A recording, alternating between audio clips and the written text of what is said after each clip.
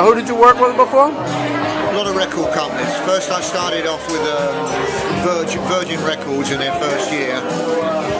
Worked for a band called The Ruts. But when the lead member died, then they became Ruts DC. Ruts Da Capo went on to make about 7 or 8 albums before they started splitting up and making a lot of music with other bands, including Elvis Costello, The Who, Adam and the Ants. And what were you doing for these bands? Album covers.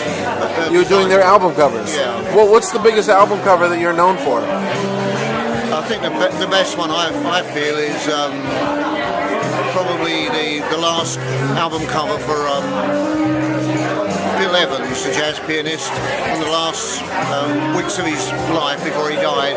Oh, okay. They released 6 days at the Village Vanguard, and then he died right after that. Then I got to do the box set.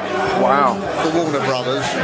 And what about, any rock album covers? Have you done any of those? For who? Rock album covers? Believe it or not, I don't really like rock and roll very much. Oh, okay. It's a bit repetitive, and I probably have. I did a really big poster back in the 80s for all the British bands that were in New York for Guinness. Right. And it was a huge Great Britain salutes New York. Well, you didn't even like the Beatles in England? I was never a big fan of the Beatles. They were a bit, That's kind of weird, right? Yeah, I came to New York at the time, in 1968, when they were really big. And I was really into jazz, so I came to see Mose Allison, and I worked with a very famous band called Lambert's Hendrix and Ross. Okay, right. It was John Hendricks, who was at my 72nd birthday party a few weeks ago. Who stayed friends all these years, and Annie Ross is still a good friend. Oh, wow. I've done a lot of stuff for the Mingus band. And I'm good friends with Charles Mingus, his wife, who runs the band now, Sue Mingus.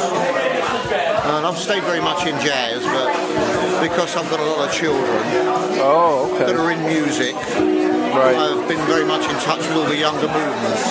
Right. In fact, my grandson now just came out of the Brit School 2 years ago, followed Amy Winehouse and Adele, and his name's Archie. He's got a band called King Cruel, and he's featured on the front page of the New York Times about 6 months ago.